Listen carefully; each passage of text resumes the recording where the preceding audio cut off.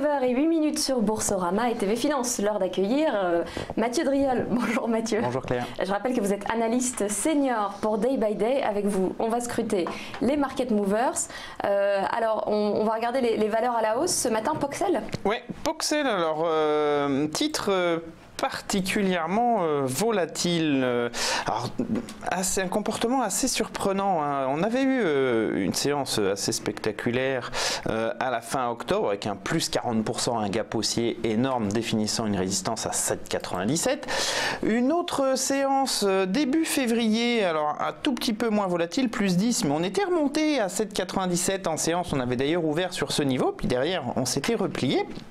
On essaye de repartir, petit gap haussier ce matin, plus 4,50. C'est compliqué pour le titre, en tout cas tant qu'on restera sous cette zone ici, vous voyez, très travaillée, hein, à 7,97. On pourra avoir des phases de reprise, mais en tout cas, techniquement parlant, on n'aura pas le signal fort attendu. Alors on essaye, puisque le premier gap, hein, est resté ouvert, et si on prend un tout petit peu de recul, vous voyez qu'on a été sur une dynamique baissière et on s'aplatit énormément. On essaye de retourner la tendance, mais cette tendance ne sera validée qu'au débordement on va dire des 7,97, mais en clôture cette fois-ci. Pour l'instant, on a encore un petit peu de chemin puisqu'on vaut à l'heure actuelle 6,68, donc il y a encore un petit peu de marge. Alors on quitte le domaine biopharmaceutique de Poxel pour retrouver Rémy Cointreau, une valeur également à la hausse. Oui, eh bien une séance haussière, en tout cas qui débute de la meilleure des façons pour Rémy Cointreau, plus de 36%.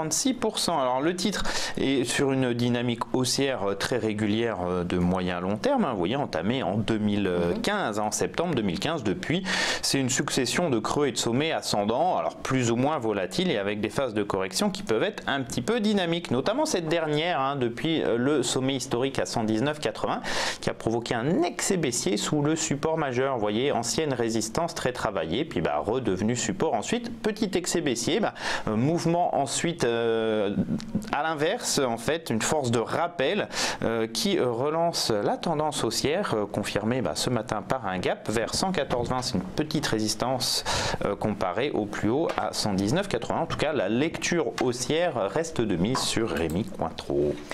Alors maintenant, on va regarder un peu du côté des baisses. Et ce qui est intéressant, c'est qu'on apprenait le résultat record de Safran, le très bon résultat de Safran, et pourtant, c'est une correction sur les marchés. Moins 2,47 ce matin pour Safran, avec notamment un gap baissier ouvert, on va dire en haut de range, hein. Un intervalle plat bien défini pour Safran, entre une résistance majeure à 92,25, vous voyez, testé à deux reprises, et puis un support majeur à 84,27, lui aussi très travaillé. Donc on oscille entre bas et haut. Alors on a eu cette phase d'excès baissier sous le niveau de support majeur, la reprise qui n'a pas atteint la résistance majeure, et puis on semble repartir vers la borne basse. La problématique, c'est que ça a fragilisé le support. On ne teste pas la résistance, on n'arrive pas à rejoindre le haut de l'intervalle. C'est tout de même une pression baissière qui commence à se dessiner. Alors, c'est pas catastrophique encore, vous voyez, on est toujours en tendance, il n'y a pas de souci sur un horizon de temps moyen terme, mais on peut transformer ce plat en formation arrondie de retournement. C'est quoi une formation arrondie de retournement? Vous enchaînez des creux et des sommets ascendants, puis ils deviennent descendants, hein. Typiquement, vous voyez, ces deux creux sont descendants. Alors, on n'a pas encore les sommets descendants, mais enfin, si on matérialisait ce gap, qu'on accélérait et qu'on revenait en dessous, on aurait un sommet ici et un sommet là, il serait bien descendant. La problématique de ce type de figure là, c'est que ce sont des figures de renversement de moyen long terme, très longues, pénibles, complexes. On a des retours vifs, des accélérations assez surprenantes, mais à terme, on retourne vraiment complètement une tendance, ici démarrer là aussi, vous voyez, février 2016, on pourrait revenir plus bas. Alors c'est pas validé, il faudra enfoncer le support majeur à 84,27 avant de réellement s'inquiéter à moyen terme. En tout cas à court terme, on essaye de corriger.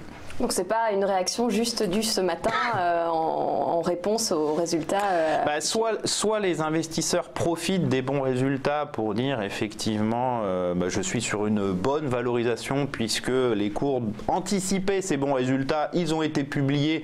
Maintenant les prochains résultats c'est dans 3 mois, les prochains trimestriels. En attendant on ne devrait pas faire mieux, je profite pour cristalliser mécaniquement une plus-value, puisque si on regarde, vous voyez, sur un horizon de temps très très long, on est sur des plus hauts historiques. Donc d'une certaine façon, tous les longs sur Safran sont gagnants, sauf les récents, mais tous les investisseurs plus moyen terme sont gagnants. Donc cristalliser une plus-value sur des plus hauts historiques, c'est rarement une mauvaise idée.